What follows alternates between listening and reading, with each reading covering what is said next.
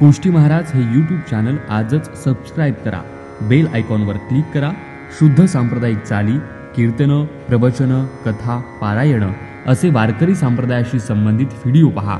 आपणही पहा आणि इतरांनाही आग्रहपूर्वक सांगा.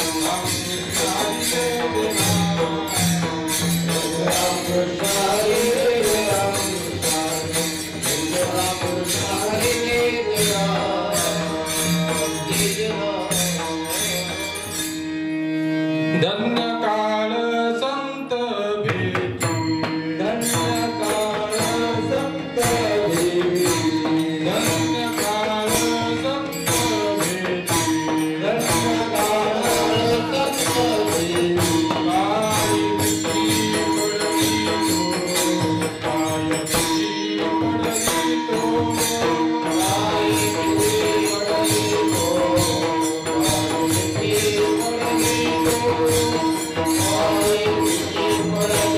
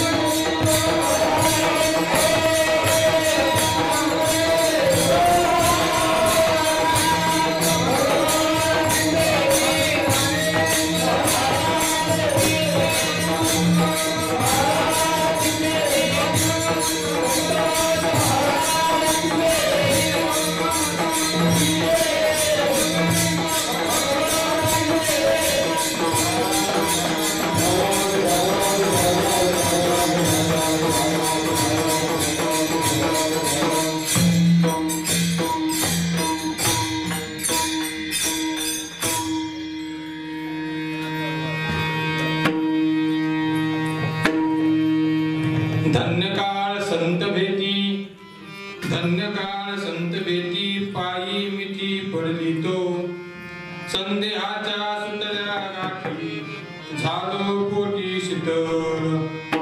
भवनदीचा झाला तारा, भवनदीचा झाला तारा, या उत्तरा प्रसादी संदेहाच्या सुंदऱ्या गाठी, झालो पोटी शीतल.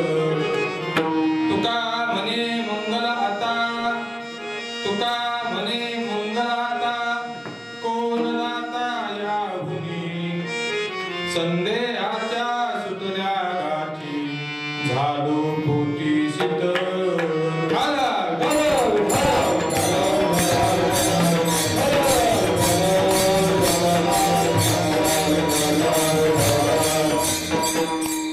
धन्य काळ संत भेटी, पायी मिठी पडली तो संदेहाच्या सुटल्या गाठी, झालो पोटी शीतल. समचरण सरोजम सान्दनीलां मुदाभं, जगननीत पाणिं मण्डलं मण्डलानां, तरुण तुलसीमाला कञ्जरं कञ्जनेत्रं, सदयधवलहासं श्रीविठ्ठलं चिन्तयामि. महायोगपीठे तटे भीमरथ्यां, वरं पुण्डरीकाय दातुं मुनीन्द्रैः, समागत्य तिष्ठन्तमानन्दकन्दं, परब्रह्मलिङ्गं भजे पाण्डुरङ्गं. पंढरीचा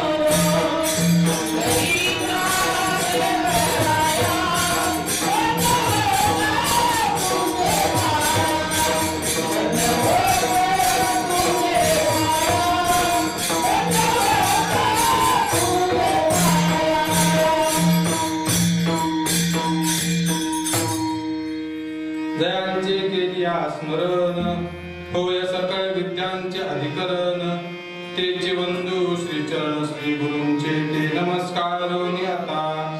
काय माझी वाणी मानेल संतासी, रंजो चित्ताची आपुलिया. ओम नमो ज्ञानेश्वरा, करुणा करा दयाळा, तुमचा अनुग्रह लाभलो, पावन झालो चराचरी, मस्तक हे पायावरी.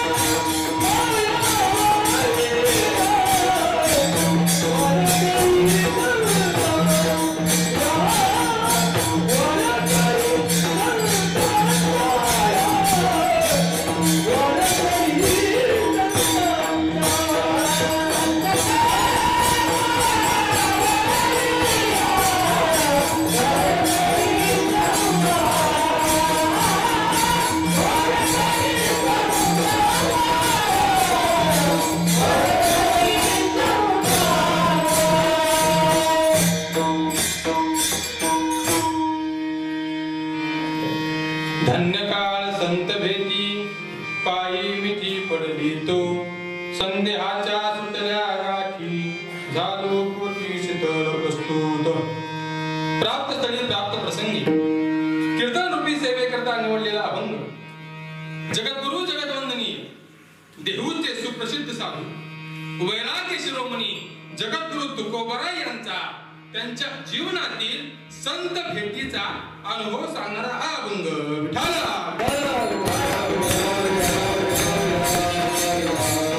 प्रस्तुत अभंगाच्या माध्यमातून जगद्गुरु तुकोबाराय त्यांच्या जीवनामध्ये संतांची भेट झाल्यानंतर तुकोबारायांना जो धन्यतेचा अनुभव आला ते अनुभवाचं दिग्दर्शन तुकोबाराय या अभंगात करतात. विठाला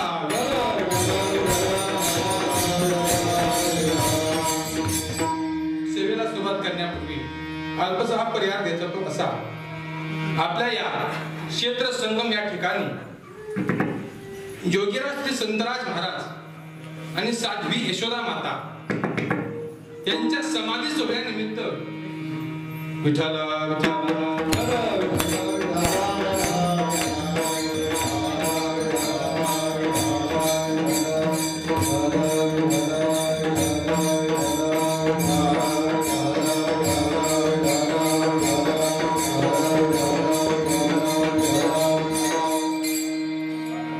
योगीराज श्री संतराज महाराज आणि साध्वी यशोदा माता यांच्या संजीवन समाधी सोहळ्यानिमित्त चालू असणारा हा 15 दिवसाचा नामसंकीर्तन महोत्सव आणि या महोत्सवातील आजची ही कीर्तन रूपी सेवा.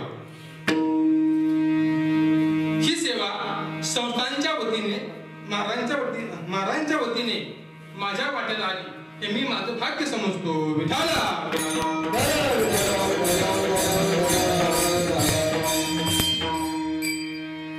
संतराज महाराजांचा आणि साध्वी यशोदा मातेचा हा समाधी सोहळा दरवर्षीप्रमाणे सालबाद प्रमाणे या वर्षी साजरा होतोय. परंतु या कोरोना महामारीच्या काळामुळे जवळजवळ गेली वर्षभर जे काही धार्मिक कार्यक्रम होते मग त्यामध्ये संतराज महाराजांचा आषाढी पालखी सोहळा असू द्या, कार्तिकी महावारी असू द्या, किंबहुना पुरुषोत्तम मासातील 8 दिवस सप्ताह असू द्या, तर सप्ताह आपण दोन्ही वारेही आपण याच ठिकाणी साजऱ्या केल्या. आणि मी तर असं म्हणेन, बरेच जण म्हणतात कोरोना वाईट आहे, वाईट आहे, वाईट आहे, कोरोनाने वाईट केलं. पण आमच्या दृष्टीने म्हणजे ज्यांची कीर्तन आता या 8 दिवसामध्ये संगमावरती आहे, मला तर असं वाटतं या कोरोनामुळे आमचं भाग्य उजळलं. विठाला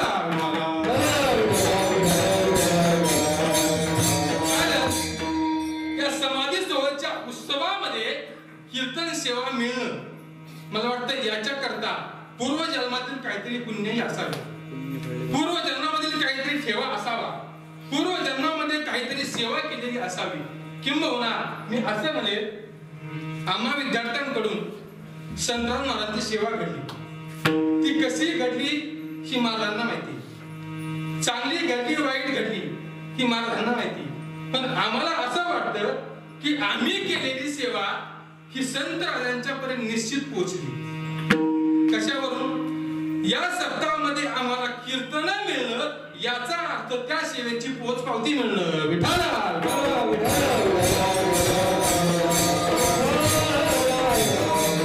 आणि या सप्ताहामध्ये आजच्या दिवसाची कीर्तन रूपी सेवा आणि सेवेकरता निवडलेला अभंग जगद्गुरु तुकोबाराय यांचा.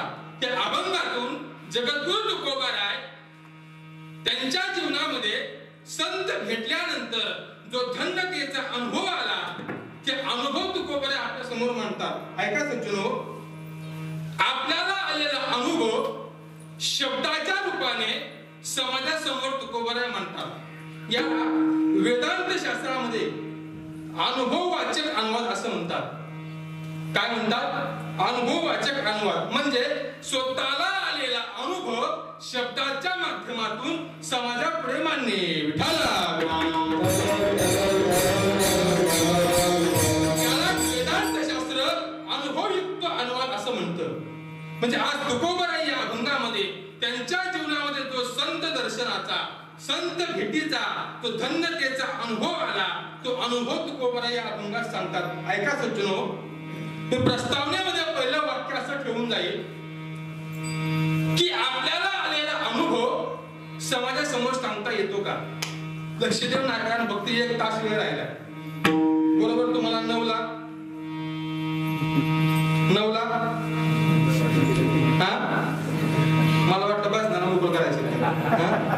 जेवायला मोकळं करायचं. घरी किती वाजता जेवता? बरोबर 1 तासाचा वेळ आहे. या 1 तासामध्ये आपल्याला ही सेवा संपन्न करायची आहे. पहिलं वाक्य मी असं मांडून गेलो की आपल्या जीवनामध्ये आलेला अनुभव हा शब्दाच्या माध्यमातून समाजासमोर मांडता येतो का? ऐका सज्जनो, या दृष्टीने मी सुरुवातीला 4 विकल्प सांगून जाईल. पहिला विकल्प असा की काही गोष्टी, काही वस्तूचा अनुभव घेताही येत नाही आणि सांगताही येत नाही. 2, काही गोष्टी, काही घटना त्याचा अनुभव घेता येतो पण घेतलेला अनुभव शब्दाच्या माध्यमातून समाजापुढे मांडता येत नाही. तिसरा मुद्दा, काही गोष्टी, काही घटना शब्दाच्या माध्यमातून बोलता येतात पण त्या गोष्टी कुठेही अनुभवल्या जात नाही. आणि चौथा विकल्प, काही गोष्टी, काही घटना अनुभवताही येतात आणि शब्दाच्या माध्यमातून समाजापुढे मांडताही येतात.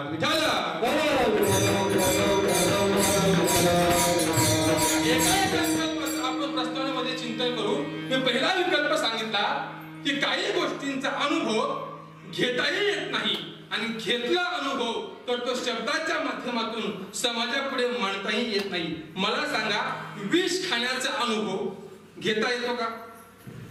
बर, घेतला तर घेतलेला अनुभव शब्दाच्या माध्यमातून सांगता येतो का? विष खाण्याचा अनुभव घेताही येत नाही आणि जर घेतला तर तो अनुभव सांगण्यासाठी माणूस जिवंतही राहत नाही.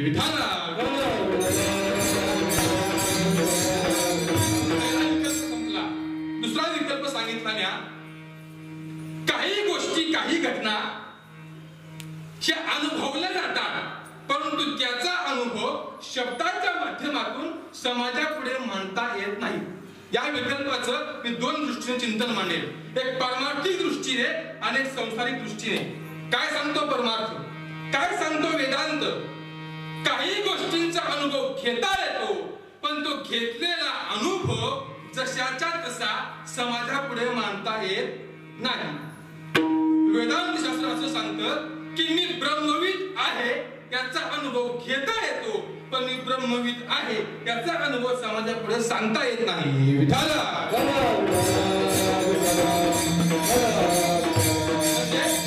ब्रह्मविद आहे याचा अनुभव घेता येतो, मी ब्रह्म आहे याचा अनुभव घेता येतो पण हा घेतलेला अनुभव जो आहे ना तो अनुभव शब्दाच्या माध्यमातून समाजापुढे मांडता येत नाही.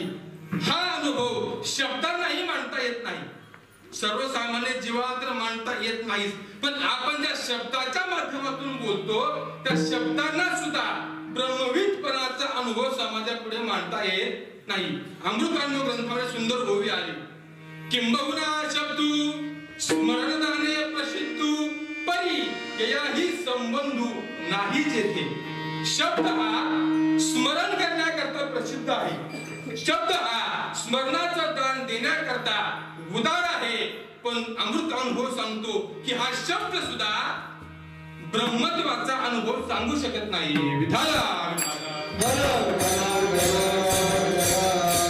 म्हणजे अद्वैत अवस्थेचा अनुभव घेता येतो पण हा अद्वैत अवस्थेचा अनुभव घेतल्यानंतर तो अनुभव शब्दाच्या माध्यमातून समाजापुढे मांडता येत नाही. मी ब्रह्मविद आहे याचा अनुभव घेता येतो पण तो अनुभव मात्र सांगता येत नाही. कारण मी ब्रह्मविद आहे असं सांगितलं की ब्रह्मविदपणा निघून जातो. म्हणजे अद्वैत अवस्थेचा अनुभव घेता येतो, ब्रह्मविदपणाचा अनुभव घेता येतो पण तो घेतलेला अनुभव शब्दाच्या माध्यमातून जसाच्या तसा समाजापुढे मांडता येत नाही. हे कळलं नसेल तर दृष्टांत सांगतो. नाथ रामायणामध्ये सुंदर प्रसंग आला. विश्वामित्र श्रीराम आणि लक्ष्मण यांना आपल्या यज्ञाचं रक्षण करण्याकरता घेऊन निघाले. जात असताना थोडं चालल्यानंतर काही गप्पा सुरू झाल्या. गप्पा सुरू झाल्यानंतर काही वेदांताच्या चर्चा सुरू झाल्या, काही आत्मतत्वाच्या चर्चा सुरू झाल्या. काही परमतत्वाची चर्चा सुरू झाल्या आणि या चर्चा सुरू झाल्यानंतर प्रभू रामचंद्र विश्वामित्र ऋषींना म्हणतात, गुरुजी आता एक करा, मला त्या ब्रह्मतत्वाबद्दल सांगा, मला त्या आत्मतत्वाबद्दल सांगा, मला त्या ईश्वर तत्वाबद्दल सांगा. ऐका सज्जनो, मला ईश्वर तत्वाबद्दल सांगा असं कोण म्हणतंय? प्रभू श्रीराम. प्रभू श्रीराम कोण आहे? प्रत्यक्ष देव असणारे प्रभू राम विश्वामित्राला काय सांगतात की मला त्या ईश्वर तत्वाचं ज्ञान सांगा, मला ते ईश्वर तत्व काय असतं ते सांगा. तुम्ही म्हणतात महाराज, तर प्रभू रामचंद्र स्वतः देव आहे, प्रभू रामचंद्र स्वतः ईश्वर आहे, पण प्रभू रामचंद्र विश्वामित्रांना असं का म्हणाले की मला त्या ईश्वर तत्वाचं ज्ञान सांगा? ऐका ब्रह्मसूत्रामध्ये एक सूत्र आलं की भगवान परमात्मा असं का करतो. आपण जर प्रभू रामचंद्राचे चरित्र पाहिलं तर या चरित्राचे शास्त्राने दोन भाग केले. एक भाग केला अनुभवजन्य चरित्र आणि एक भाग केला लीलाजन्य चरित्र. म्हणजे प्रभू रामाच्या जीवनातील काही गोष्टी हे अनुभव म्हणून स्वीकाराव्या लागतात आणि प्रभू रामचंद्रांच्या जीवनातील काही गोष्टी ह्या देवाच्या लीला म्हणून समजून घ्याव्या लागतात.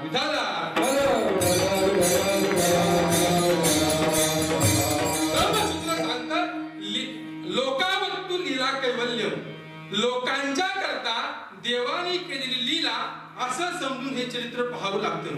प्रभू रामचंद्र म्हणतात, गुरुजी मला त्या ईश्वर तत्वाचं ज्ञान सांगा. विश्वामित्र म्हणले, अरे रामा, तू स्वतः भगवान परमात्मा आहेस, तू स्वतः ईश्वर आहेस, मग तू मला या ईश्वर तत्वाचं ज्ञान काय विचारतोस? तर रामाने उत्तर दिलं, ऐका गुरुजी, हे फक्त याच्या करता विचारतो की समाजाला कळावं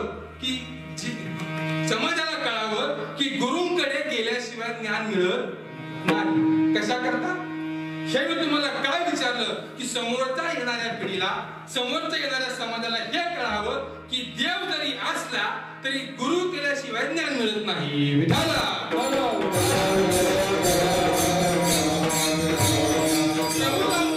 विश्वामित्र गुरुजी मला जर ब्रह्मतत्वाचं ईश्वर तत्वाचं चिंतन सांगा, ज्ञान सांगा. विश्वामित्र म्हणले, ऐक रामा, तुमच्या घराण्याला ब्रह्मज्ञान सांगण्याची परंपरा माझी नाही, तुमच्या घराण्याला ब्रह्मज्ञान सांगण्याचा अधिकार माझा नाही.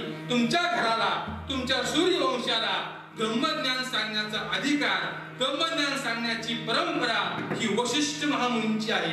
तुमच्या घराला, तुमच्या घराण्याला ब्रह्मज्ञान सांगण्याचा मला अधिकार नाही. कोण सांगतंय? कोण सांगतंय? विश्वामित्र. कुणाला सांगतात? रामाला. मला सांगा, देव जर स्वतःहून शिष्यत्व घ्यायला तयार असेल तर विश्वामित्राने रामाला शिष्य करून घ्यावं का नाही करून घ्यावं? तर प्रत्यक्ष देव म्हणत असेल की मला ईश्वर तत्वाचं ज्ञान सांगा, मी शिष्य व्हायला तयार आहे, मग विश्वामित्राने काय करायला हवं? मला एक मुद्दा सांगू का? त्या काळामध्ये शिष्य वडावडीची पद्धत नव्हती. आजच्या काळात काय झाले, वडू शिष्य करायची परंपरा चालू झाली. आमच्यात या काही खा, काही प्या, पण आमच्यात या. आजची परिस्थिती, परंतु त्या काळात ती परिस्थिती नव्हती. स्वतः प्रभू रामचंद्र विश्वामित्राला म्हणाले की मला या ईश्वर तत्वाचं ज्ञान द्या, मी शिष्यत्व घ्यायला तयार आहे. पण विश्वामित्राने सांगितलं, नाही रामा, तुमच्या घराण्याला ब्रह्मज्ञान सांगण्याची परंपरा ही वशिष्ठ महामुनींची आहे. विश्वामित्र प्रभू रामचंद्रांना वशिष्ठ महामुनींकडे घेऊन गेले आणि तिथे गेल्यानंतर वशिष्ठांनी प्रभू रामचंद्राला ब्रह्मज्ञान सांगण्यास सुरुवात केली, ईश्वर तत्व सांगण्यास सुरुवात केली. त्या परम तत्वाचा विचार सुरू झाला, बोलणं चालू झालं. विचार चालू असताना, ब्रह्मज्ञान सांगत असताना, असं सांगत असताना वशिष्ठ महर्षींनी आता समाधी अवस्था सांगायला सुरुवात केली. आणि ऐका सज्जनो, ज्या वेळेस वशिष्ठ महामुनींनी प्रत्यक्ष देवाला समाधी अवस्थेचं वर्णन करायला सुरुवात केली, तर प्रत्यक्ष प्रभू रामचंद्र स्वतः देव असणारा राम सुद्धा त्या समाधी अवस्थेमध्ये विरून गेला. त्या प्रभू रामचंद्र त्या समाधी अवस्थेमध्ये गेले. समोर काय आहे याची रामाला आठवण नाही, माझ्या समोर कोण बोलतंय याची रामाला आठवण नाही, माझ्या शेजारी कोण बसतंय याची रामाला आठवण नाही. पण विश्वामित्राने विचार केला, जर आपल्या यज्ञाचं रक्षण करायचं असेल तर समाधी मधला राम चालणार नाही. कारण जर यज्ञाचं रक्षण करायचं असेल तर युद्ध करणारा राम पाहिजे. हा समाधी अवस्थेत गेलेला राम आपल्या यज्ञाचं रक्षण करू शकत नाही. मग विश्वामित्राने रामाला हाका मारण्यास सुरुवात केली, रामाला बोलवण्यास सुरुवात केली, परंतु प्रभू रामचंद्रांच्या अंतःकरणावरती त्याचा कुठलाही परिणाम व्हायला तयार नाही. विश्वामित्र हाका मारतात, हे रामा जागा हो, हे रामा माझ्याकडे बघ. परंतु प्रत्यक्ष भगवान परमात्मा सुद्धा आता समाधी अवस्थेमध्ये गेला आणि त्या भगवान परमात्म्याला सुद्धा आता विश्वामित्रांची हाक कानावरती येईना. आणि मग विश्वामित्राने वशिष्ठ मुनींना प्रार्थना केली आणि प्रार्थना केल्यानंतर वशिष्ठ मुनींनी रामचंद्रांच्या मस्तकावर हात ठेवला. समाधी अवस्था भंग पावली. प्रभू रामचंद्रांनी विश्वामित्राकडे पाहिलं, स्मित हास्य केलं. आता माझा मुद्दा ऐका. आता विश्वामित्रांनी विचारलं, हे रामा तू अशा कोणत्या अवस्थेमध्ये गेला होतास की मी तुला एवढे हाका मारल्या तरी तू माझ्याकडे पाहायला तयार नव्हतास. मी तुला एवढे हाका मारल्या तू ऐकायलाही तयार नव्हता. अशी तुला कोणती अवस्था प्राप्त झाली होती, अशी काय अवस्था झाली होती? त्यावेळेस रामाने उत्तर दिलं, ऐका गुरुजी, मला जी अवस्था प्राप्त झाली होती ना त्या अवस्थेचं शब्दात वर्णन करता येत नाही. तर ती अवस्था प्राप्त करून घ्यायची असेल तर तुम्हाला सुद्धा त्या अवस्थेमध्ये जावं लागेल. विठाला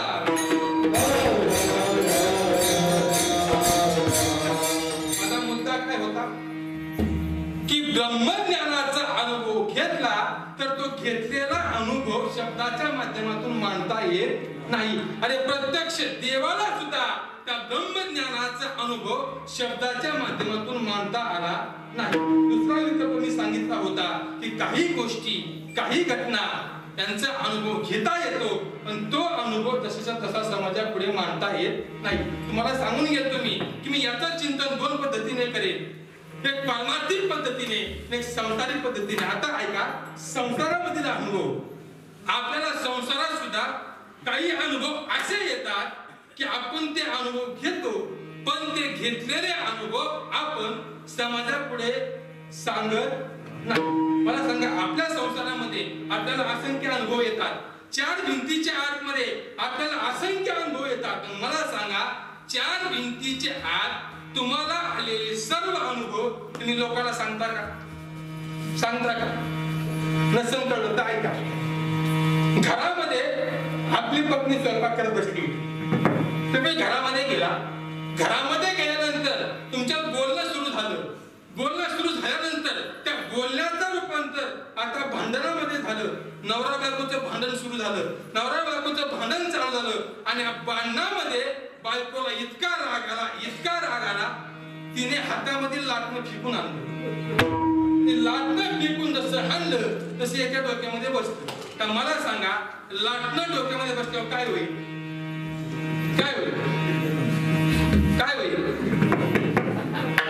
अनुभव आला सांगा ना, बोला का भरता का? काय होईल? टेंगुळ येईल ना. मला सांगा, आता लाटणं फेकून आणलं, तुम्हाला डोक्याला टेंगुळ आला, तुम्ही घराच्या बाहेर आला. घराच्या बाहेर आल्यानंतर आमच्यासारखी महाराज मंडळी भेटली, तुमच्या डोक्याचं टेंगुळ पाहिजे. आणि जर आता आम्ही तुम्हाला विचारलं की हे टेंगुळ तुम्हाला कशामुळे आलं, आता खरं सांगा, तुम्ही खरं सांगताल का खरंच सांगताल?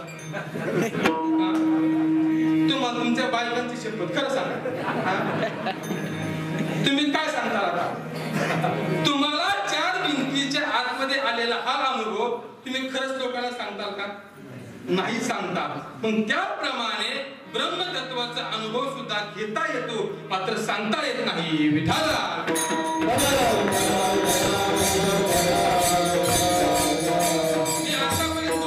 दोन विकल्प सांगितले. पहिला विकल्प सांगितला की काही गोष्टी, काही घटना त्यांचा अनुभव घेता येतो पण तो घेतलेला अनुभव शब्दाच्या माध्यमातून सांगता येत नाही. दुसरा मुद्दा सांगितला, काही गोष्टींचा अनुभव घेता येतो पण तो घेतलेला अनुभव समाजापुढे सांगता येत नाही. तर तिसरा मुद्दा ऐका, व्यवहारामध्ये काही शब्द आपण बोलतो, व्यवहारामध्ये काही शब्दांचा आपण प्रयोग करतो पण ते प्रयोग केलेले शब्द मात्र आपल्या अनुभवाला येत नाही. काही शब्द आपण वापरतो, समाजामध्ये काही शब्द वापरले जातात पण ते वापरलेले सगळे शब्द अनुभवाला येतीलच हे मात्र सांगता येत नाही. ऐका, ज्ञानेश्वरीमध्ये 17व्या अध्यायात ज्ञानोबांनी काही शब्द वापरले. शब्दाच्या माध्यमातून त्याचं वर्णन केलं, पण ते वापरलेले शब्द अनुभवाला मात्र येत नाही. ज्ञानोबांनी पहिला शब्द वापरला शशशृंग. म्हणजे काय? सशाला शिंग. तुम्ही पाहिलं का कधी? ज्ञानोबांनी शब्द वापरला शशशृंग, म्हणजे शिंग असलेला ससा. ज्ञानोबांनी शब्द वापरला, पण तुम्ही आतापर्यंत शिंग असलेला ससा पाहिला का? नाही पाहिला. दुसरा शब्द वापरला ख पुष्प. ख पुष्प म्हणजे आभाळाची फुलं. तुम्ही आतापर्यंत पाहिली का? पाहिली का? नाही पाहिली. शब्द वापरला, पण ती गोष्ट मात्र आपल्या अनुभवाला आली नाही. तिसरा शब्द वापरला गंधर्व नगर. कोणत्या राज्यात आहे? कोणत्या जिल्ह्यात आहे गंधर्व नगर? या नावाचं नगरच नाही, पण ज्ञानोबांनी शब्द वापरला, पण त्याचा अनुभव मात्र आपल्याला कुठेही आलेला दिसत नाही. आणि चौथा शब्द वापरला वंद्यापुत्र, म्हणजे वांजबाईचा मुलगा. कुणी कुणी पाहिला? कुणी पाहिला नाही सज्जनो. मग हे शब्द जरी वापरले गेले तरी त्याचा अनुभव मात्र घेता येत नाही. विठाला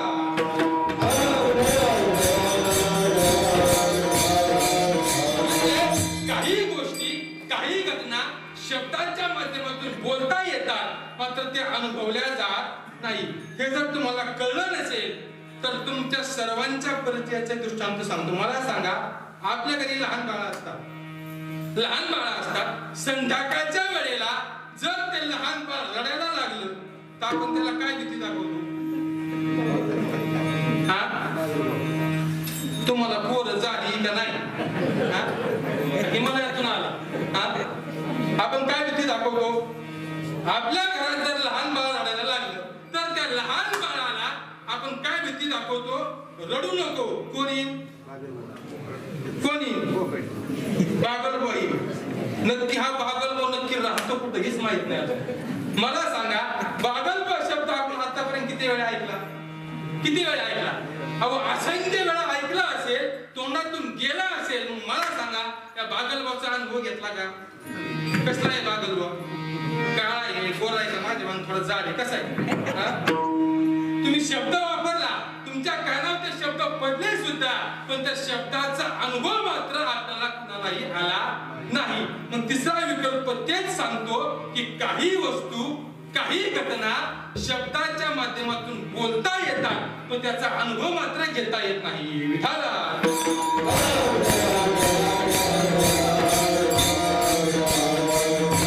चौथा विकल्प सांगितला, तो म्हणजे काही गोष्टी, काही घटना यांचा अनुभव घेताही येतो आणि तो घेतलेला अनुभव समाजापुढे मांडताही येतो. या मुद्द्याचं चिंतन सुद्धा मी दोन प्रकारे करेन. परमार्थामध्ये सुद्धा आलेले अनुभव घेताही येतात आणि तो आलेला अनुभव समाजापुढे मांडताही येतो. आणि संसारामधील आनंदाचे अनुभव, चांगले अनुभव घेताही येतात आणि समाजापुढे सांगताही येतात. तुकोबरांच्या जीवनामध्ये सुद्धा अनुभव आला. कोणता अनुभव आला? तुकोबरांच्या जीवनामध्ये संत भेटीचा अनुभव आला. आणि तो संत भेटीचा आलेला अनुभव, तो संत भेटीच्या धन्यतेचा अनुभव तुकोबरायांना आला. आणि तो आलेला अनुभव तुकोबरायांनी शब्दाच्या माध्यमातून सांगितला. अभंगाचं पहिलं धन्यकाळ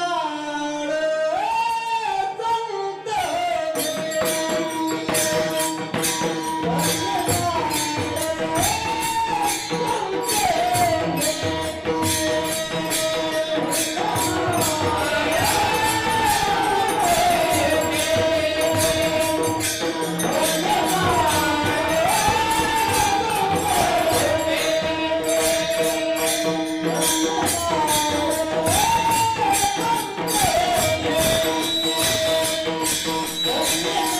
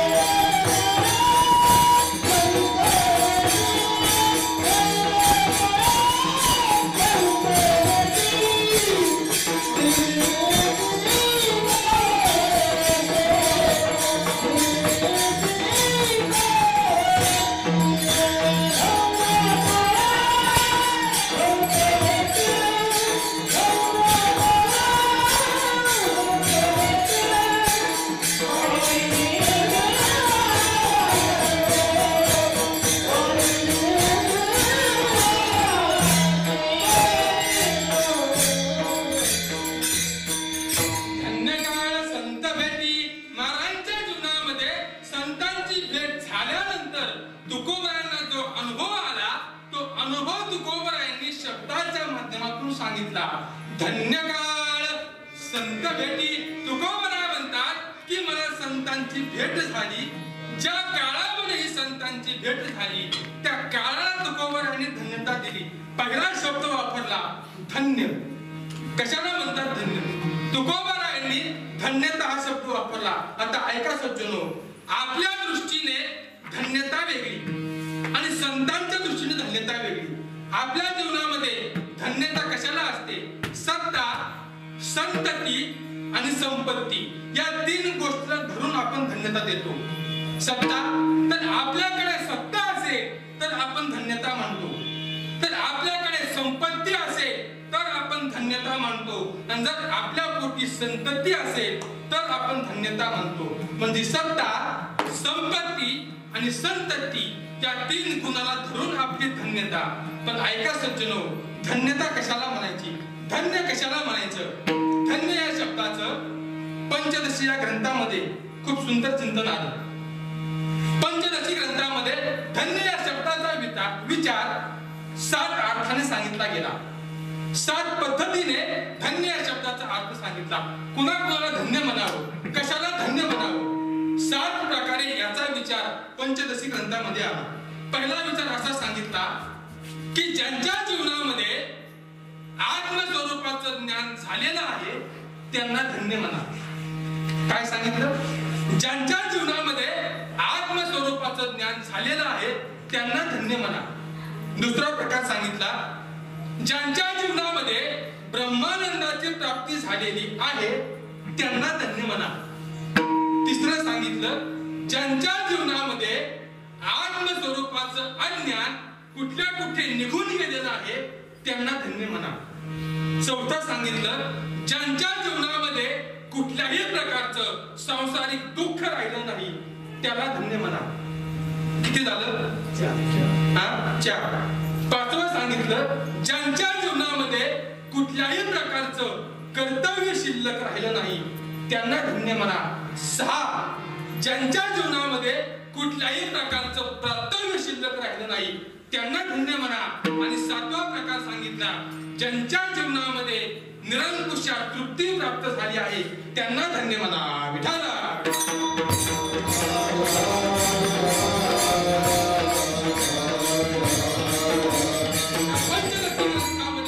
अशा 7 प्रकारे धन्यतेचा विचार केला. पहिला मुद्दा सांगितला की ज्यांच्या जीवनामध्ये आत्मस्वरूपाचं ज्ञान प्राप्त झालेलं आहे त्यांना धन्य म्हणा. आत्मस्वरूपाचं म्हणजे मी कोण आहे याचं ज्ञान ज्यांच्या जीवनामध्ये झालं त्यांना धन्य म्हणा. मी कोण आहे?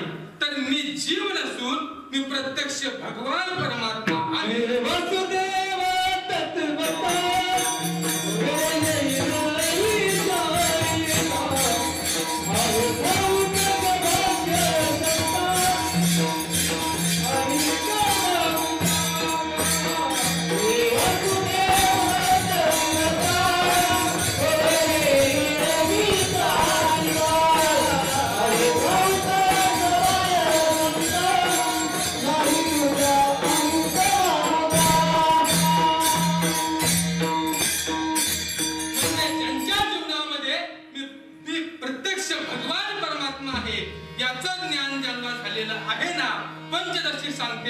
त्यांना धन्य म्हणा.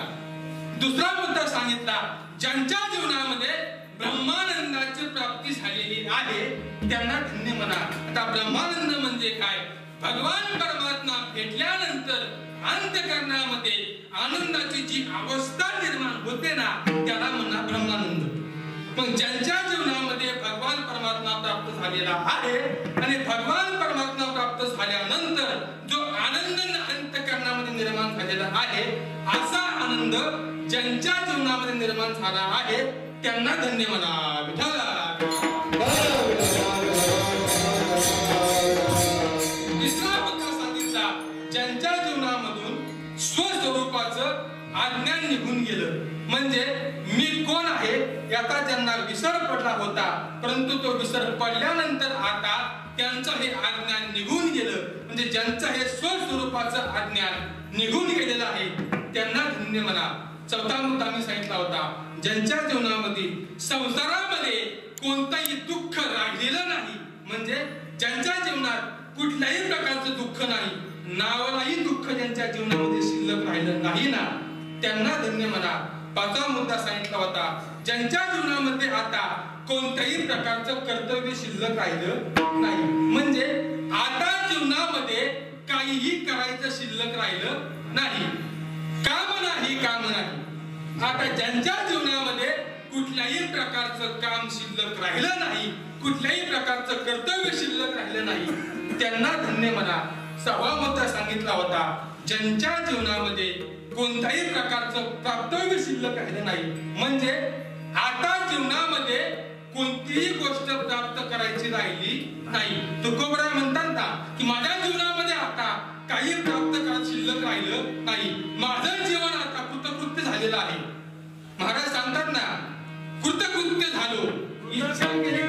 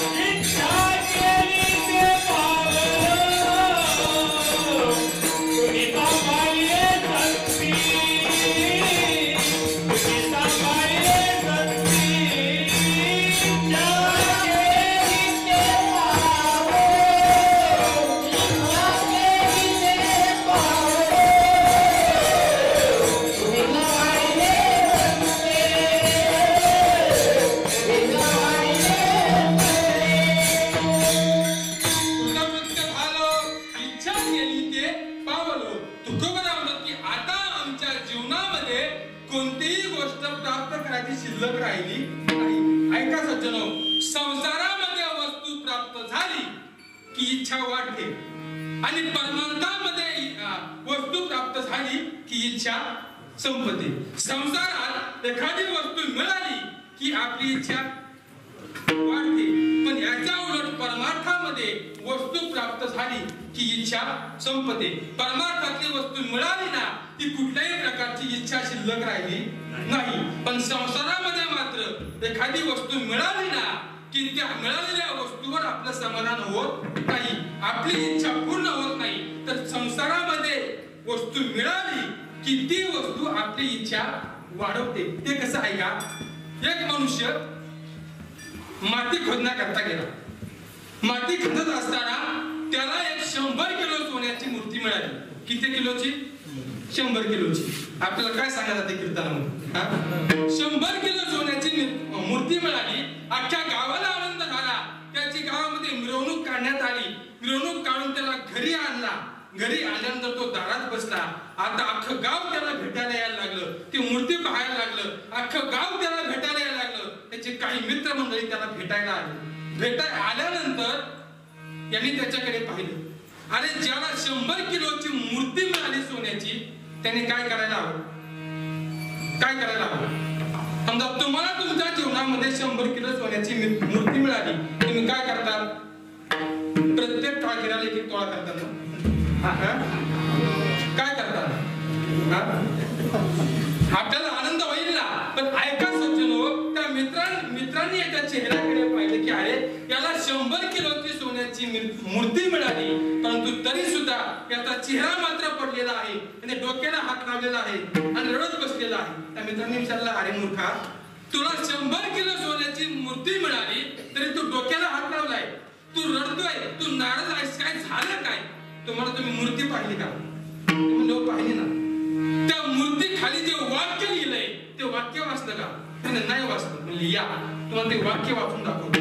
त्याने मूर्ती जवळ आणलं आणि त्या मूर्ती खाली एक वाक्य लिहिलं होतं. ते वाक्य असं होतं, ही सोन्याची 10वी मूर्ती आहे. काय लिहिलं? ही सोन्याची 10वी मूर्ती आहे. मग ते मित्र म्हणजे मग झालं काय? तुम्हाला ही जर सोन्याची 10वी मूर्ती असेल तर बाकीच्या 9 कुठे गेल्या? याला म्हणतात संसारामध्ये वस्तू प्राप्त झाली की इच्छा वाढते.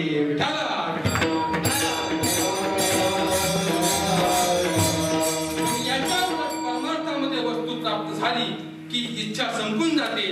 तुकोबराय म्हणतात की आता आमच्या जीवनामध्ये कुठल्याही प्रकारचं प्राप्तव्य शिल्लक राहिलं नाही. आणि ज्यांच्या जीवनामध्ये कुठल्याही प्रकारचं प्राप्तव्य शिल्लक राहिलं नाही ना, त्यांना धन्य म्हणा.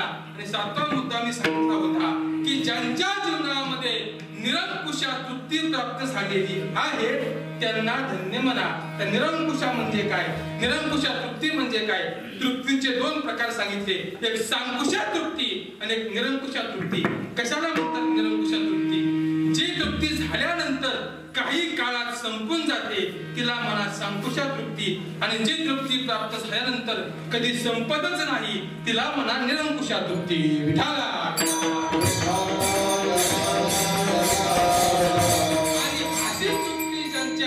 अंतकरणामध्ये मिळालेली आहे ना त्यांना धन्य म्हणा. म्हणून तुकोबरा म्हणतात की धन्य काळ संत भेटी. पहिला शब्द वापरला धन्य. तर दुसरा शब्द तुकोबरांनी काय वापरला? धन्य काळ. तुकोबरांनी काळाला धन्यता दिली. आता काळालाच का धन्यता दिली तर याचंही चिंतन 3 प्रकारे करता येईल. अभंगावर बोलण्यासारखं भरपूर आहे पण घड्याला पडते. जवळजवळ 8:30 वाजतात. आता बसलाय खूप बोलण्यासारखं आहे पण घड्याबद्दल आपण धावतं भाऊ सगळं.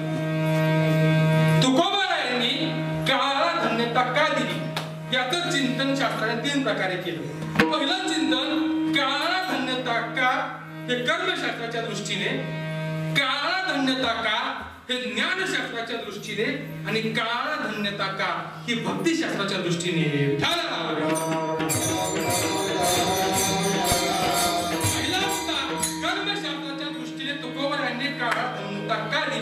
पहिला मुद्दा कर्मशास्त्र कशाला म्हणतात?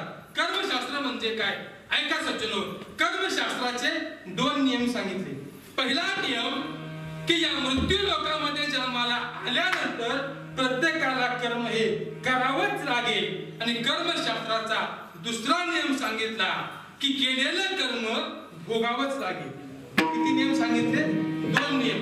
पहिला नियम सांगितला की मृत्यू लोकात जन्माला आला की त्याला कर्म करावंच लागेल. तुम्ही म्हणता महाराज आम्ही कर्मच करणार नाही.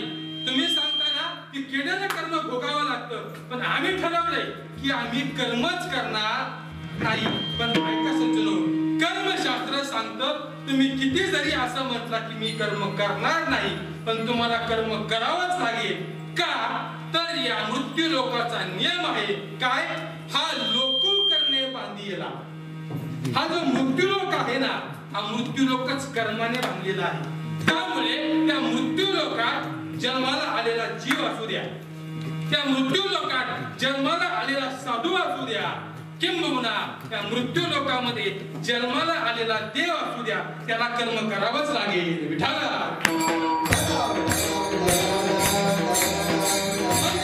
मृत्यू लोकात जन्म घेतला की मग तो जीव असो, साधू असो किंवा देव असो, मृत्यू लोकात देह धारण केला की त्याला कर्म करावंच लागणार. आणि दुसरा नियम कर्मशास्त्राचा, केलेलं कर्म हे प्रत्येकाला भोगावंच लागणार. मग तो जीव असू, तो साधू असू किंवा देव असू. तुम्ही कर्म केलं ना की ते केलेलं कर्म तुम्हाला भोगावंच लागतं. आणि आपल्याला भोगावं लागतं यात नवल नाही, प्रत्यक्ष देवाला सुद्धा कर्म भोगावं लागतं. देवाने कर्म केलं ना की ते कर्म देवाला भोगावं लागतं. अरे देवाचं सोडून द्या, देवाच्या बापाला सुद्धा कर्म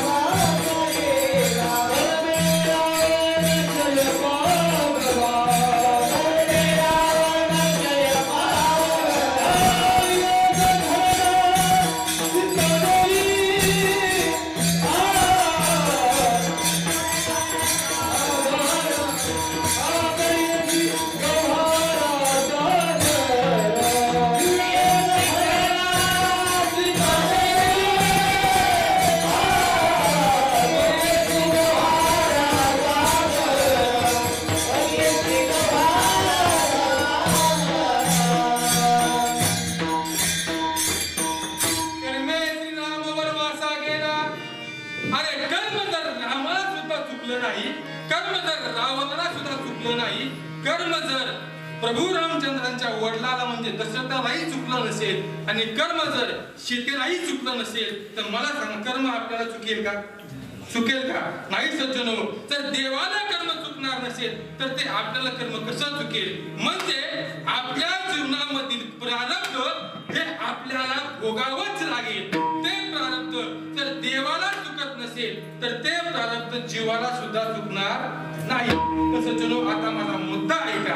कर्मशास्त्राचा नियम जरी असा असला की प्रत्येक जीवाला प्रारब्ध भोगावंच लागतं, पण ऐका सज्जनो, जर जीवाच्या जीवनामध्ये जर संतांची भेट झाली तर संतांची भेट ही त्याचं प्रारब्ध बदलवू शकते. म्हणून धन्य काळ संत भेटी. विठाला म्हणजे संतांच्या जीवनामध्ये प्रारब्ध चुकवण्याची क्षमता आहे. त्यामुळे तुकोबाराय काळाला धन्यता देतात. दृष्टांत सांगायचा झाला तर आपल्या सर्वांना माहिती आहे, ज्यांनी ज्ञानेश्वरी लिहिली ते सच्चिदानंद बाबा. त्यांनी आपला देह ठेवला. देह ठेवल्यानंतर अंत्ययात्रा सुरू झाली. खूप मोठा प्रसंग पण धावता सांगतो. अंत्ययात्रा सुरू झाली. अंत्ययात्रा सुरू झाल्यानंतर सच्चिदानंद बाबांची पत्नी सती जाण्याकरता निघाली. निघत असताना समोरून ज्ञानोबरायांना येताना पाहिलं. ज्ञानोबरायांना येताना पाहिल्यानंतर तिला असं वाटलं की सती जाण्याच्या अगोदर साधूंचं दर्शन घ्यावं, संतांचं दर्शन घ्यावं. म्हणून ज्ञानोबरायांच्या चरणावरती मस्तक टेकवलं आणि मस्तक टेकवल्यानंतर ज्ञानोबरायांच्या मुखातून आशीर्वाद निघून गेला. कोणता आशीर्वाद? सौभाग्यवती भव. तसा हा आशीर्वाद कानावरती पडला ना, तसा सच्चिदानंद बाबांच्या मंडळीने, पत्नीने जोर जोराने रडायला सुरुवात केली. ज्ञानोबराय म्हणतात की मी तुम्हाला आशीर्वाद दिलाय, पण आशीर्वाद दिल्यानंतर माणसाने रडावं का हसावं? मला सांगा, आशीर्वाद मिळाल्याचा आनंद व्हावा का दुःख व्हावं? आनंद व्हावा ना. पण ज्ञानोबराय विचारतात की अहो, मी तुम्हाला आशीर्वाद दिलाय, मग तुम्ही आशीर्वाद दिल्यानंतर रडता का? पण तुम्ही आशीर्वाद मागितला नव्हता. आशीर्वाद मी स्वतःहून दिलाय. आणि ऐका सज्जनो, आशीर्वाद हा समोरून स्वतःहून मिळावा, आशीर्वाद मागून घेऊ नाही. पण आपली सवय कशी आहे, आम्ही आनंदीला असताना विद्यार्थी मंडळी आम्ही कार्यक्रमाला फिरायचो. आता आमचा कार्यक्रम म्हणजे कसं, उद्या सप्ताह चालू, आम्ही आदल्या दिवशी मुक्कामाला. सप्ताह चालू कधी? उद्या. आम्ही गाडी मुक्कामाला कधी? आदल्या दिवशी. सगळं सप्ताह असलं आमच्या वाट्याला. मग त्या गावात सप्त्याला आम्ही गेलो की बरीचशी मंडळी असतात, त्यांची श्रद्धा असते महाराज मंडळीची. पण त्यावेळेस आमचं कोणाचंही लग्न झालेलं नव्हतं, म्हणजे सगळ्या बिगर लग्नाची. आता अशी मंडळी त्यांच्या गावात गेली, पण लोकांची श्रद्धा असते महाराज आपल्या गावात आले, चहा प्यायला न्यावा, जेवायला न्यावा. मग ती मंडळी आम्हा सर्वांना चहा प्यायला न्यायची, नाश्त्याला न्यायची, जेवायला न्यायची. पण आम्ही जेवण करायचो आणि जेवण झाल्यानंतर त्या घरातील जो मेन असतो ना माणूस, प्रमुख माणूस, तो म्हणणार महाराज थांबा. आम्ही निघालो घराच्या, पण महाराज थांबा थांबा थांबा. का? कारण आमचा एक मुलगा आहे. किती वर्षाचा? 23 वर्षाचा. त्याला घरातून बोलून घेतला, सांगितलं महाराज याला आशीर्वाद द्या. काय काय आशीर्वाद द्या? हा काय आशीर्वाद द्या? आनंदला घेऊन जायचा. महाराज याला पाया पडायला होतो, आशीर्वाद द्या. काय? याचं लवकर लग्न होऊ द्या. मी म्हणालो आमची झालं, याला काय? तर आम्ही सगळी बिगर लग्नाची, त्याला आशीर्वाद आम्ही काय द्यावा? म्हणजे कमीत कमी लोकांना हे कळावं की आशीर्वाद कुणाला मागावा. विठ्ठल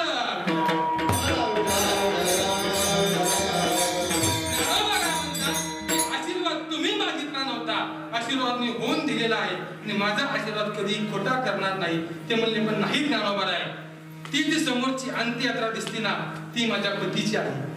माझे पती मरण पावलेले आहेत आणि तुम्ही आशीर्वाद दिला, याचं रडायला येतं. ज्ञानोबराय, माझा पती गेला याचं जेवढं दुःख होतं ना, त्याच्यापेक्षा जास्त दुःख याचं होतं की तुमच्यासारख्या साधू महात्म्याच्या मुखातील आशीर्वाद खोटा करेल. माऊली म्हणतात असं कधीही होणार नाही. माऊली सच्चिदानंद बाबांच्या जवळ गेले, मस्तकावरती हात ठेवला आणि फक्त मुखातून शब्द केला, उठा. आणि एवढा शब्द केल्यानंतर सच्चिदानंद बाबा उठून उभे राहिले. तर माझा मुद्दा ऐका, सच्चिदानंद बाबा मेले होते म्हणजे त्यांचं प्रारब्ध संपलं होतं. मला सांगा, सच्चिदानंद बाबांचं प्रारब्ध संपलं होतं, मग ते प्रारब्ध बदललं कधी? ज्या वेळेस संतांची भेट झाली तेव्हा. म्हणून धन्य काळ संत भेटी विठाला.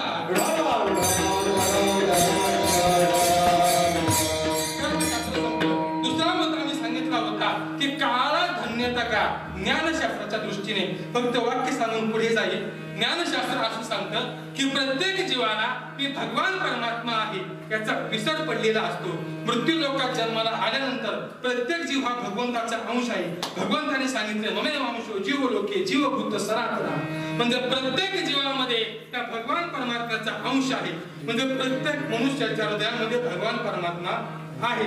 मला सांगा, आपल्या हृदयामध्ये भगवान परमात्मा आहे ही आपल्याला माहिती आहे का नाही? तुमच्यात देव आहे हे तुम्हाला माहिती आहे का नाही?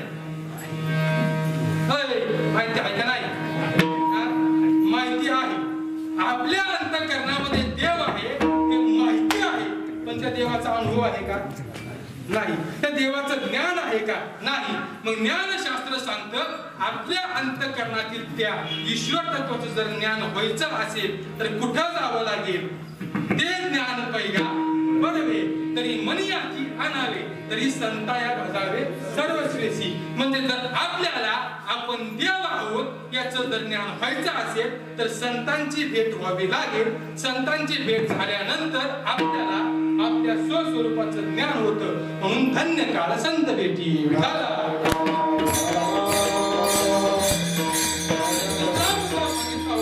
की भक्ती शास्त्राच्या दृष्टीने धन्य काळ संत भेटी. कसं भक्ती करत असताना भक्तीचं जर अंतिम उद्दिष्ट काय असेल तर आपली भक्ती पाहून भगवान परमात्म्याने आपल्याला भेट द्यावी.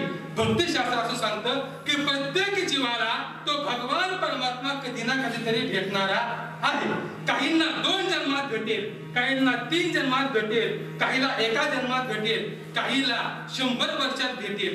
पण भक्तिशास्त्र सांगतं तर एखाद्या जीवाला तर हजारो वर्षाने जर भगवान परमात्मा भेटणार असेल, जर त्या जीवाला संतांची भेट झाली तर तो 1000 वर्षाने भेटणारा भगवान परमात्मा त्याला ताबडतोब भेटतो. पण कधी? संतांची भेट झाल्यानंतर. म्हणून धन्य काळ संत भेटी विठाला.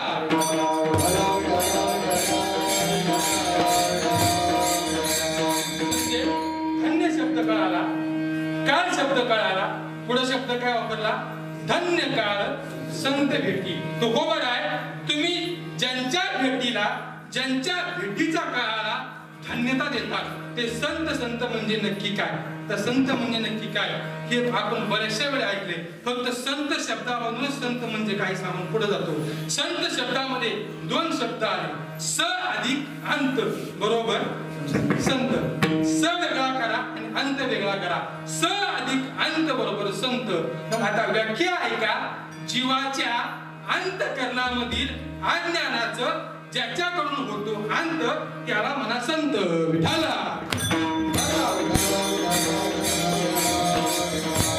म्हणजे जीवाच्या अंतःकरणातील अज्ञानाचा ज्यांच्याकडून अंत होतो ना त्यांना संत म्हणा. आता आजच्या काळात बरेच संत झाले.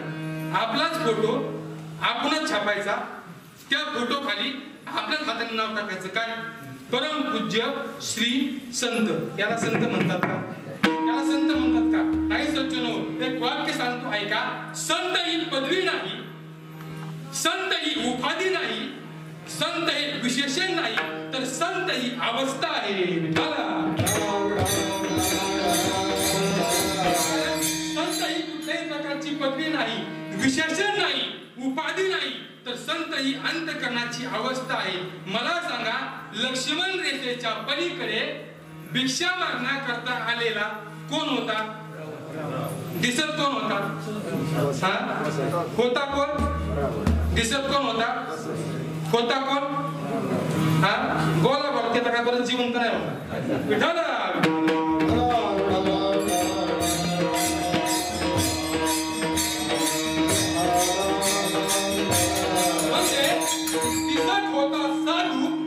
होता मात्र रावण.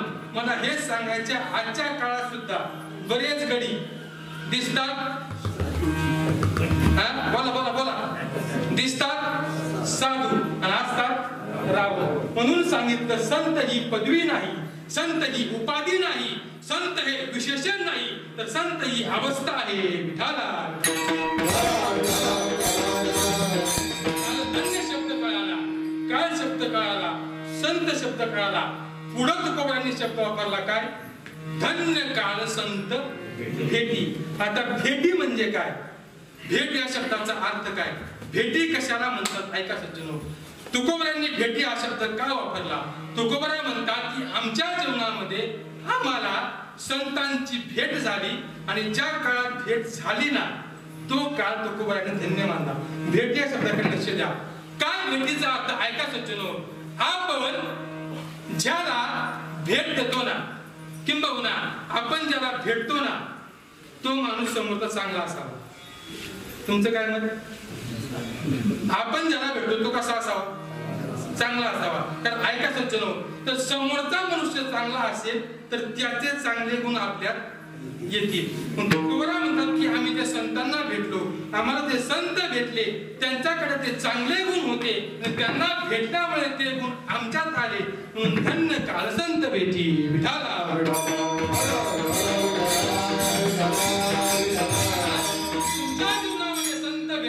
पण संत भेटल्यानंतर तुम्ही काय केलं तर पायी मिठी पडली. तो तुकोबरा म्हणतात की आम्ही संतांच्या पायाला मिठी मारली. आता पाय शब्द तुकोबरांनी का वापरला? ऐका सज्जनो, का शब्द वापरला पाय? तुकोबरा म्हणतात की पायी मिठी पडली. तो तुकोबरांना हात शब्द वापरला, हात शब्द वापरता आला असता. तुकोबरांना डोकं शब्द वापरता आला असता, पण तुकोबरांनी शब्द वापरला पायी मिठी पडली. तो काय शब्द वापरला? पाय. ऐका सज्जनो, श्रेष्ठ माणसाचं व्यक्तिमत्व हे त्याच्या पायावरून व्यक्त होत असतं. काय वाक्य सांगितले मी? श्रेष्ठ माणसाचं व्यक्तिमत्व हे त्यांच्या पायावरून व्यक्त होत असतं, म्हणून पाय शब्द वापरला. श्रेष्ठ माणसं जे असतात ना त्यांच्या पायाजवळच थांबायचं असतं, त्यांच्या डोक्यावर बसायचं. त्याचा अर्थ तुकोबरांना हे सांगायचे, आम्ही संतांच्या पाय शब्द काय वापरला? कारण संतांच्या पायामध्ये संतांचं स्वरूप असतं. म्हणून एक वाक्य लक्षात ठेवा, संत असू द्या, श्री गुरु असू द्या, किंबहुना संत असू द्या, आपण त्यांच्याकडून काहीतरी ज्ञान घेतलं, आपण त्यांच्याकडून काहीतरी शिकलो, त्यांच्या पायाजवळच थांबा, डोक्यावर बसू नका. विठाला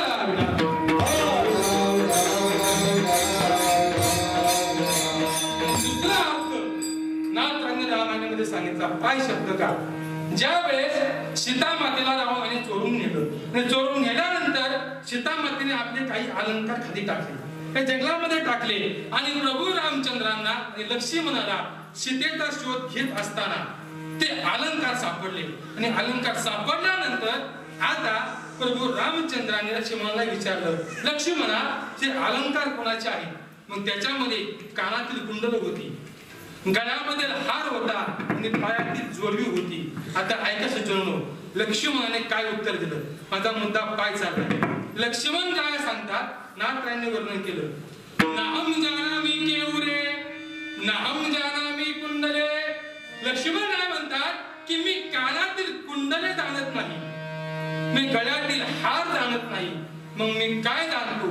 नाहम जानामि केवरे नाहम जानामि कुंडले नपुरात भी जानामि नित्य पादादी वंदना. मी गळ्यातील हार ओळखत नाही, मी कानातील कुंडळ ओळखत नाही, तर मी काय ओळखतो? मी फक्त नुपुर ओळखतो. नुपुर म्हणजे काय? तुम्हाला नाही कळायचं, तुम्ही नाही. नुपुर म्हणजे काय? जोडवी. लक्ष्मणराव म्हणतात की दादा मी गळ्यातील हार ओळखत नाही, मी कानातील कुंडल ओळखत नाही, तर मी फक्त पायातील जोडवी ओळखतो. का? कारण मी रोज सकाळी उठल्यानंतर सीता मातेचं दर्शन घ्यायचो, ते दर्शन घेत असताना मी ती पायातील जोडवी रोज पाहायचो, म्हणून मला ती पायातील जोडवी ओळखू येतात. याचा करता पायी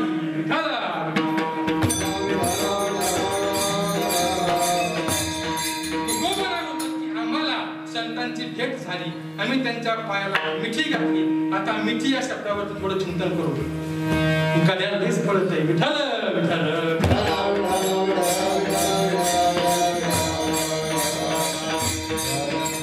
काय होईल? 9 वाजलं, 9 वाजल्या की तुमचं ध्यान तिकडे जाईल. कुठं जाईल? जेवण. 10-15 मिनिटं वेळ, 10 सांगून देऊ आपण. मिठी या शब्दाचा अर्थ तुकोबांनी काय केला ऐका. मिठी शब्द का वापरला ऐका सज्जनो. मिठी देत असताना सुद्धा, आलिंगन देत असताना सुद्धा चांगल्या माणसाला आलिंगन द्या. कारण का ऐका सज्जनो, आपण ज्या व्यक्तीला आलिंगन देतो ना, आलिंगन दिल्यानंतर त्याच्या हृदयातील भाव हे आपल्या अंतःकरणामध्ये येत असतात. काय वाक्य सांगितलं मी? आपण ज्या व्यक्तीला आलिंगन देतो ना, ते आलिंगन दिल्यानंतर या हृदयीचे त्या हृदयी समोरच्या माणसामधील गुणधर्म आपल्या अंतःकरणामध्ये येत असतात. म्हणून मिठ्या मारताना सुद्धा, आलिंगन देत असताना सुद्धा चांगली माणसं बघत जा. ह्याच्याकरता जर आपल्यामध्ये जर काही अवगुण यावं असं वाटत नसेल तर चांगल्या माणसालाच आलिंगन द्या. तुकोबरा म्हणतात आम्ही संतांना आलिंगन दिलं, पण का दिलं? आलिंगने संताची दिव्य झाली माझी काया. मी संतांना आलिंगन का दिलं? किंवा आलिंगन घडे मोक्ष सायुज्यता जोडे. संतांकडे मोक्ष आहे आणि मी संतांना आलिंगन दिलं, त्यामुळे संतांकडे असणारा मोक्ष आता माझ्याकडे आला. मिठी या शब्दाकरता फक्त एकच उदाहरण सांगतो. रामायणामध्ये मंथरेने कुणाला मिठी दिली? कैकेयीला. रामायणामध्ये एक मिठी सांगितली. मंथरेने कैकेयीला मिठी दिली आणि ती मिठी दिल्यानंतर मंथरेच्या अंतःकरणातील विकल्प कोणाच्या अंतःकरणात गेला?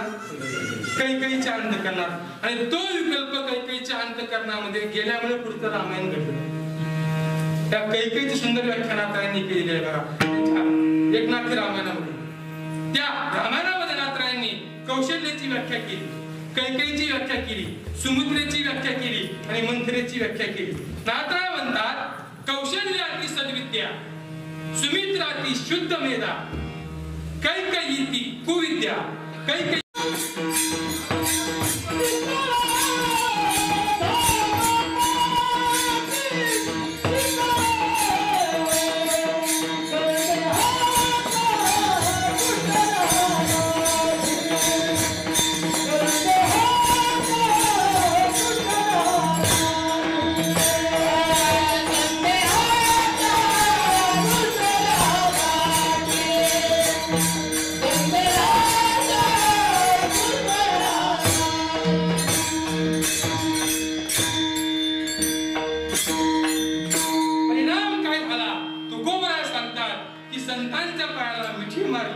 परिणाम काय? संदेहाच्या सुटल्या गाठी. माझ्या अंतःकरणामध्ये त्या संदेहाच्या म्हणजे संशयाच्या गाठी होत्या ना, त्या गाठी सुटल्या गेल्या. पण कधी? संतांची भेट झाल्यानंतर. संतांची भेट झाली, त्यांच्या पायाला मिठी मारली. परिणाम काय झाला? संदेहाच्या सुटल्या गाठी. आमच्या जीवनातील सर्व गाठी सुटून गेल्या. आणि ऐका सज्जनो, एकदा का शरीरामधील गाठी सुटल्या की काय होतो? झालो पोटी शीतळ. एकदा का शरीरामधील गाठ सुटली ना की पोट शांत होतं, पोट रिकामं होतं, पोट मोकळं होतं, पोट शांत होतं. आणि ऐका सज्जनो, तुकोबरा म्हणतात की ज्या वेळेस गाठी सुटतात ना, त्यावेळेस आपलं पोट रिकामं होतं, अंतःकरण रिकामं होतं. आणि ऐका सज्जनो, ज्याचं अंतःकरण रिकामं होतं ना तोच देवाला आवडतो. ज्याचं अंतःकरण रिकामं असतं ना तोच देवाला आवडतो. एकदा गोपिका भगवान परमात्म्याला म्हणल्या की हे कृष्णा, अरे आम्ही नित्य तुझं भजन करतो, आमचा संसार सोडून आम्ही तुला भेटायला येतो, पण अरे कृष्णा, आम्ही तुम्हाला ज्या ज्या वेळेस पाहिलं ना कृष्णा, त्या त्या वेळेस तुझ्या हातामध्ये बासरीच असते. अरे ती इतकी बासरी तुला एवढी काय आवडते? लाकडाची असणारी बासरी, अरे साधी असणारी बासरी. अरे आम्ही जिवंत आहोत, आमचा सर्व संसार सोडून तुझ्याकडे आलो, तुला आमच्या बरोबर बोलायला वेळ नाही, पण ती लाकडाची असणारी बासरी मात्र तू कधी स्वतःपासून लांब करत नाही. काय कारण काय? याचं भगवान कृष्णाने 3 कारणे सांगितली की मला बासरी का आवडते. तो म्हणतो ऐका गोपिकांनो, मला ही बासरी का आवडते. ही जी बासरी आहे ना, बासरी कृष्ण सांगतो ही बासरी मी बोलल्याशिवाय बोलत. मला सांगा, बासरी आपण बोलल्याशिवाय बोलते का? देव काय म्हणतो? ही बासरी मी बोलल्याशिवाय बोलत नाही. आपलं उलट आहे. देवळात गेल्यावर आपण 1.5 तास बोलतो, पण देव आपल्या संग बोलत नाही. भगवान मला बासरी का आवडते? ही बासरी मी बोलल्याशिवाय बोलत नाही. दुसरं कारण सांगितलं, ज्या वेळेस ही बासरी बोलते ना त्या वेळेस ती गोडच बोलते. काय कारण सांगितलं? ज्या वेळेस ही बासरी बोलते ना त्या वेळेस गोडच बोलते. आणि तिसरं कारण सांगितलं, ही बासरी मला का आवडते, ही बासरी इथून तिथून रिकामी आहे, मोकळी आहे. या बासरीमध्ये कुठल्याही प्रकारची गाठ नाही, म्हणून मला बासरी आवडते. म्हणून आपण सुद्धा त्या बासरीसारखं रिकामं व्हा. रिकामं म्हणजे अंतःकरणातले काम बाहेर घाला. तसं आपलं अंतःकरण, आपलं चित्त मोकळं होईल ना बासरीसारखं. तुका म्हणे चित्त करारे निर्मळ, येवनी गोपाळ. एकदा आपलं चित्त मोकळं झालं, निर्माण मोकळं झालं की तो भगवान परमात्मा त्या चित्तामध्ये येऊन राहिल्याशिवाय राहणार नाही. तुकोबर आहे, संतांची भेट झाली. संतांची भेट झाल्यानंतर तुमच्या जीवनातील संशयाच्या गाठी सुटल्या, तुमचं अंतःकरण, तुमचं पोट रिकामं झालं. पण तुकोबर आहे, संतांच्या भेटीचा एवढाच फायदा आहे का? महाराज नक्की नाही. संतांच्या भेटीचा अजून एक फायदा आहे. भव नदीचा झाला तारा, या उत्तरा प्रसादे सर्व जगाला. जी भव नदी त्रास देते ना, ती भव नदी आम्ही संतांच्या भेटीमुळे सहज करून गेलो. तुकोबर आहे, तुम्ही सांगता की संतांच्या भेटीमुळे तुम्ही भव नदी तरून गेला. पण कशी तरून गेला? ऐका सज्जनो, या संसाराला शास्त्राने भव नदी असं म्हटलं. आता का म्हटलं याची भरपूर कारण आहेत. पण तुकोबरा म्हणतात की आम्ही संतांच्या भेटीमुळे ही भव नदी तरून गेलो. याचं कारण काय? तर एका ठिकाणी संतांना नावाची उपमध्ये नावाची, संत हे नाव आहे. आज मध्ये चरण आता आठवे ना, तुका म्हणे नाव जनासाठी उदकी ठाव. तुकोबरा म्हणतात की संत हे नावेसारखे आहेत. नाव काय करते? काय करते नाव? आपल्याला चांगला अनुभव आहे ना, आता दोन्ही पुढे आताच आहे. काय करते नाव? नाव आपल्याला नदीच्या या काठावरून पलीकडच्या काठावर याचं काम करते. मग तुकोबरा म्हणतात की संत आहेत ना, संत हे संत सुद्धा नावच आहे. पण ऐका सज्जनो, आता एक फरक सांगतो. संत रूपी नाव आणि लाकडी नावातला फरक सांगतो. लाकडाच्या नावेमध्ये लावेत बसल्यानंतर तरुण जातं, त्या नावेच्या खाली राहिल्यावर तरुण जातं. नावेत बसल्यानंतर तरुण जातं. पण ऐका सज्जनो, नाथरायांनी त्या संत रूपी नावेचं वर्णन केलं. नाथराय सांगतात की अरे लाकडाची नाव नावेत बसल्यानंतर तुम्हाला पडली राहून येते, पण संत रूपी नाव अशी आहे. नाथराय सांगतात त्या नावेची नवलगती, वरी चढले ते पुढती, तळी राहिले ते तरती, सत्य जाणवून ठेवा. काय सांगितलं? या नावेची नवलगती, त्या नाव्याचं नवल सांगितलं. काय नवल?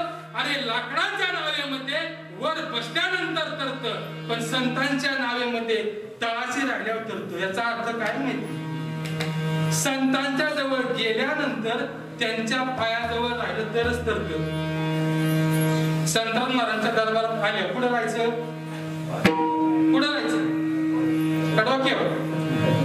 केवळीचा अर्थ असा आहे, संत रूपी नावेच्या तळाशीच राहायचं. म्हणजे संतांच्या चरणाजवळ राहिला तरच तरणार. डोक्यावर बसलं की बुडणार. विठ्ठल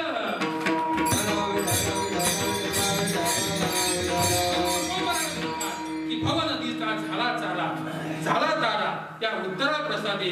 आणि आता आमच्या जीवनामध्ये अशी मंगलाची अवस्था प्राप्त झाली. तुकोबरा म्हणतात, तुका म्हणे मंगल आता, कोण दाता या म्हणे. तुकोबरा म्हणतात की आमच्या जीवनामध्ये संतांची भेट झाली. संतांची भेट झाल्यानंतर आमच्या जीवनातील संदेह निघून गेला. संदेह निघून गेल्यानंतर आमचं अंतःकरण रिकामं झालं. अंतःकरण रिकामं झाल्यानंतर त्या संतांनी आम्हाला भव नदी पार करून पलीकडे नेलं. आणि भव नदी पार केल्यामुळे आता अवस्था काय प्राप्त झाली? तर तुका म्हणे मंगल आता. आता आमच्या जीवनामध्ये मांगल्याची अवस्था आली. पण ही अवस्था आम्हाला कोणी दिली? कोण दाता या विठोबा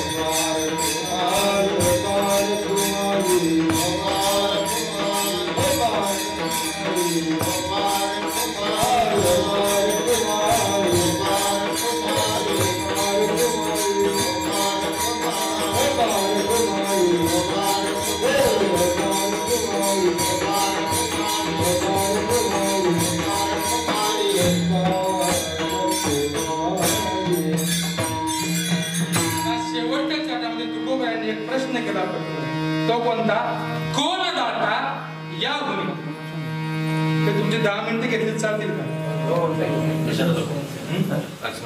5 मिनिटं. कोण दाता या गुन्ह्याच्या करता उदाहरण सांगून सेवा संपवतो. वारकरी संप्रदायामध्ये मानकोजी महाराज नावाचे एक संत होऊन गेले. त्यांच्या जीवनामध्ये त्यांच्या दारात कुणी जरी अतिथी आला तरी तो अतिथी त्यांच्या दारातून कधी रिकाम्या हाताने गेला नाही. त्यांच्या दारामध्ये कुणी जरी आला तरी त्या अतिथीला जे लागेल, कोणताही याचक जरी आला तरी त्या याचकाला जे लागेल ना ते त्या मानकोजी महाराजांच्या घरातून मिळायचं. भगवान परमात्म्याला कळलं की यांच्या दारामध्ये गेलेला कोणताही याचक आतापर्यंत कधी विन्मुख केला नाही, त्यांची परीक्षा पाहावी म्हणून भगवान परमात्म्याने एका फकीराचा वेश धारण केला आणि हा भगवान परमात्मा त्या फकीराच्या वेशामध्ये त्या मानकोजी महाराजांच्या दारामध्ये आला आणि आवाज दिला, भिक्षाम देही. आणि हा आवाज असा मानकोजी महाराजांच्या घरामध्ये गेला ना, जो आवाज घरामध्ये गेल्यानंतर त्या मानकोजी महाराजांची 2 नंबरची सून, तिचं नाव भागीरथी, ती आपल्या सुपामध्ये ज्वारी घेऊन आली. ज्वारी घेऊन आल्यानंतर त्या फकीराने सांगितलं, मी तुझ्या हातून काही घेत नसतो. तुमच्या घरातले जे मालक आहेत ना, तुझे जे शास्त्री आहेत ना, तुझ्या घरातले जे प्रमुख आहेत ना मानकोजी महाराज, त्यांना बाहेर पाठव. ही भागीरथी घरामध्ये गेली आणि सांगितलं की महाराज, दारामध्ये जो अतिथी आलाय ना, तो अतिथी माझ्या हातून कुठल्याही प्रकारचं दान घ्यायला तयार नाही. तो सांगतोय की तुझ्या सासऱ्याला घराच्या बाहेर पाठव. मानकोजी महाराज घराच्या बाहेर आले आणि विचारलं, फकीर बाबा बोला, काय पाहिजे तुम्हाला? ते फकीर म्हणला, मानकोजी महाराज, मी तुमची कीर्ती ऐकून तुमच्या दारात आलोय की तुमच्या दारातून आजपर्यंत कोणताही याचक कधीही मोकळ्या हाताने गेला नाही. मला तुमच्याकडून एक दान हवंय, ते दान तुम्ही देताल का? सांगितलं मानकोजी महाराजांनी, निश्चित देईल, पण फक्त ते माझ्याकडे असावं. माझ्याकडे असेल तर मी निश्चित देईल. आणि ऐका सज्जनो, त्या फकीराने काय मागितलं? फकीर म्हणला, ऐका महाराज, मी फकीर आहे, मी कधी एका गावात थांबत नाही, मला सारखं फिरावं लागतं आणि आता माझं वय झाले.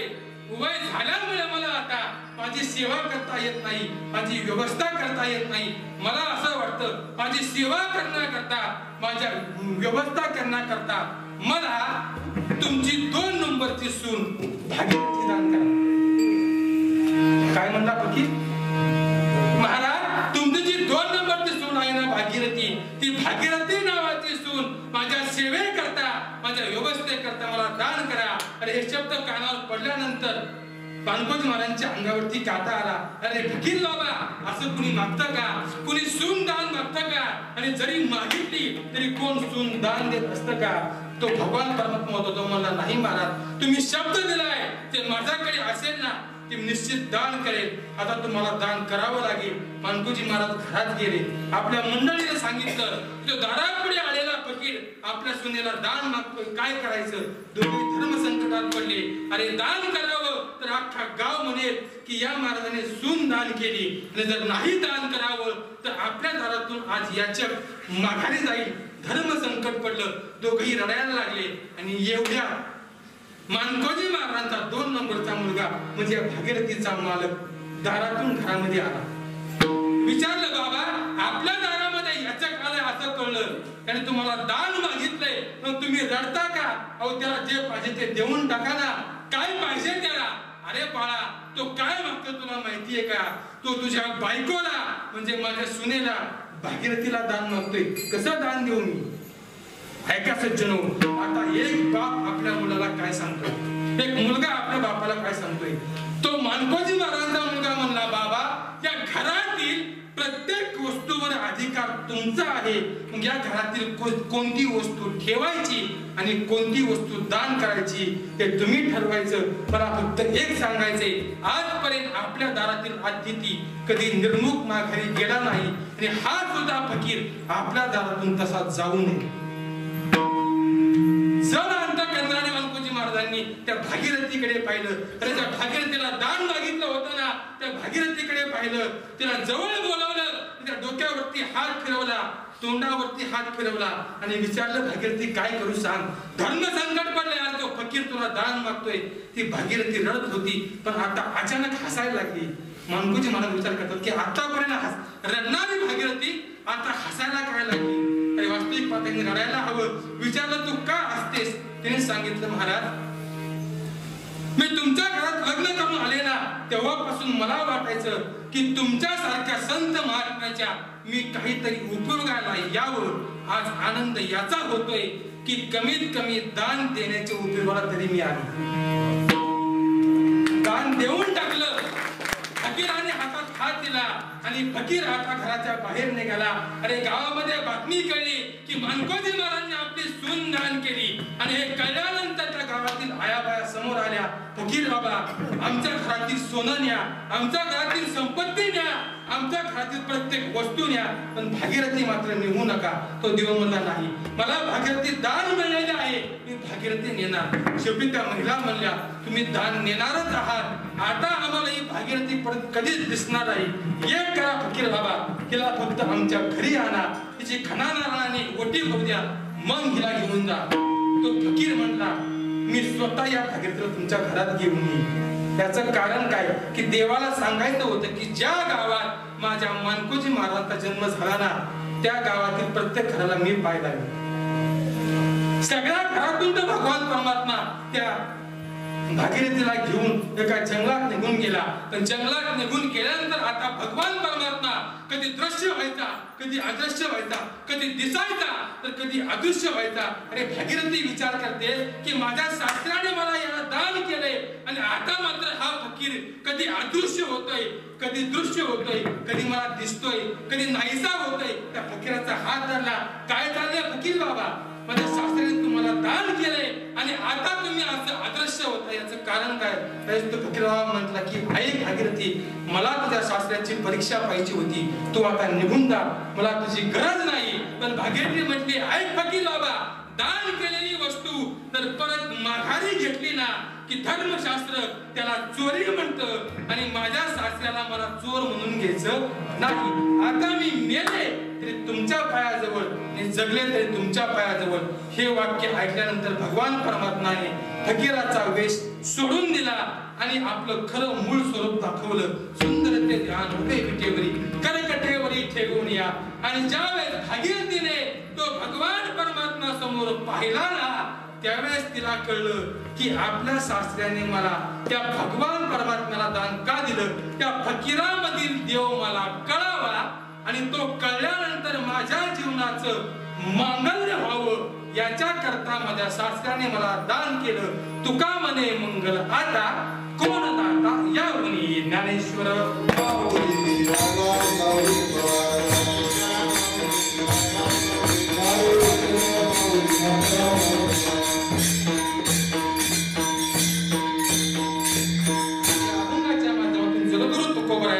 तो संत भेटीचा अनुभव आला. त्या अनुभवाचं तुकोबरायांनी या अभंगात वर्णन केलं. झालेली ही कीर्तन रूपी सेवा भगवंताच्या चरणी माऊली ज्ञानोबाराय, योगीराज संतराज महाराज, यशोदा माता आणि संगमेश्वर भगवंताच्या चरणी अर्पण करतो आणि सेवेला पूर्ण विराम देतो. ही सेवा करत असताना जे काही योग्य असेल, जे काही बरोबर असेल ते श्री गुरूंचं आहे, श्री संतराजांचं आहे. जे काही चुकीचं असेल ते माझ्या वाणीचे दोष आहेत. ही सेवा सर्व संस्थांनी आणि श्री महाराजांनी माझ्याकडे दिली, त्याबद्दल मी सर्व संस्थांचं ऋण व्यक्त करतो. ही सेवा करत असताना उपस्थित सर्व भाविकांच्या सहकार्याने सेवा झाली, तुम्हाला सर्वांचं ऋण व्यक्त करतो. उपस्थित सर्व टाळकरी मंडळी ह्याकडे पासून तर येण्याकडे सगळ्यांचा ऋण व्यक्त करतो. तुम्ही हे मृदंगाचार्य, पेटीएम मास्तर, साऊंड सिस्टीम वाले, चोपदार, व्हिडिओ शूटिंग वाले सगळ्यांचा ऋण व्यक्त करतो. आणि तुमचे 10 मिनिट जास्त घेतले याच्याबद्दल तुमची क्षमा मागतो आणि सेवेला पूर्ण विराम देतो.